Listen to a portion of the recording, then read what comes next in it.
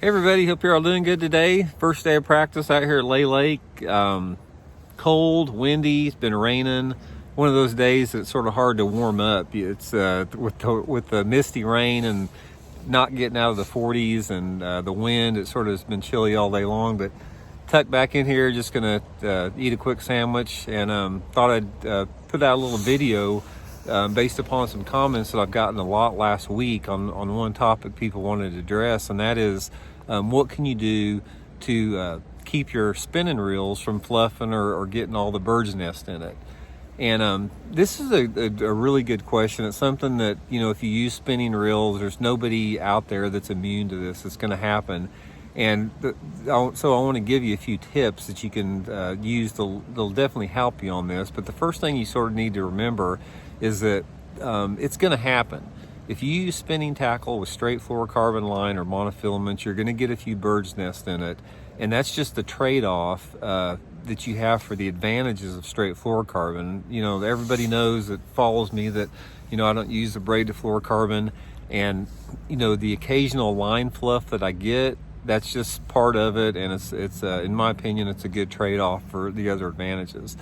But first of all, I want to just go over some things that you can do to help out.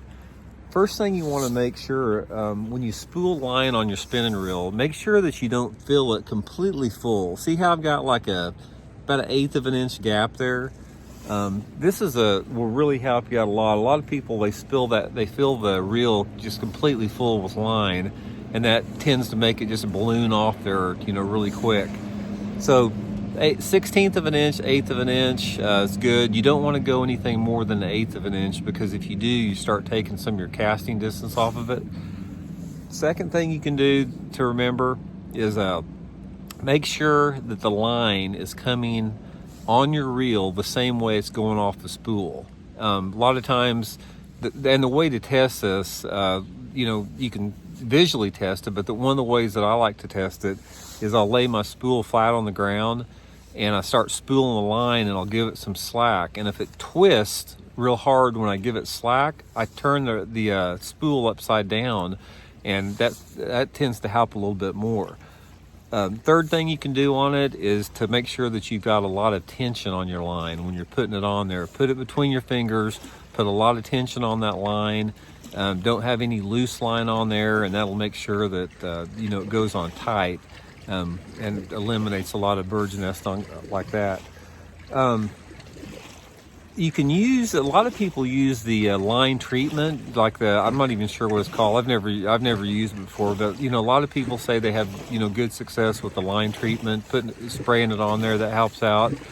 One other thing you can do on it that helps out sometimes is put your line in like a bucket of water, and by getting that line wet, if you put that line on wet, a lot of times it takes some more of that tension and some of that memory out of it, and it doesn't quite backlash, quite as bad. And a third thing you can do is, once you've already got your line on there, is 2 or 3 times during the day, cut your bait off, throw your line out behind the boat and troll with it for probably, just, a minute or two, and it'll get a lot of those loops out of there.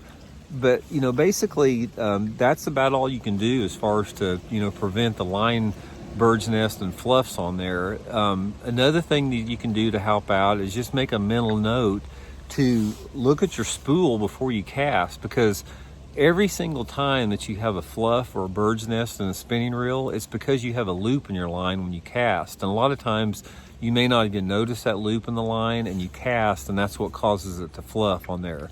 So I know sometimes it's a pain in the butt to do that, but if you're reeling in, say if you're reeling in, you got slack, or if the wind's blowing or something like that, and you get a little loop in there, that's what's going to cause that. So anyway, just recapping on there, don't fill your spool on your spinning reel all the way full. Make sure your line's tight when you're putting it on there. Make sure it's going on your spool the same way it's coming off the spool. And if you do those things, I think that'll help you out quite a bit more with that. But yeah, I wish somebody could come up with ideally the situation of if a company like Seaguard, which I use all the time, if they could come up with a line that was like bird's nest proof for fluorocarbon, that would be awesome on there. But that's just part of it, and it's just sort of something you have to deal with. But if you just you know, pay attention to your spool, a lot of times that helps out. But anyway, gonna get back to practicing here on Lay Lake. Man, it's been getting a few bites today, but it's not easy to get bit on there. You know, it's first day of practice. I'm sort of getting a feel for things a little bit. Normally, I don't do very good the first day of practice. It seems like I just, you know, tried a lot of different stuff and get some feel for what's going on. But I like the way the lake lays out. You know, the weather's going to be pretty difficult here this week, so it's going to be challenging. But I sort of like that too this time of year. So anyway, hope you guys are doing good. We'll check in later on. We'll try to get some more videos out this week, and keep the comments coming. Let me know what you want to hear from, and I'll try to get them out there. See ya.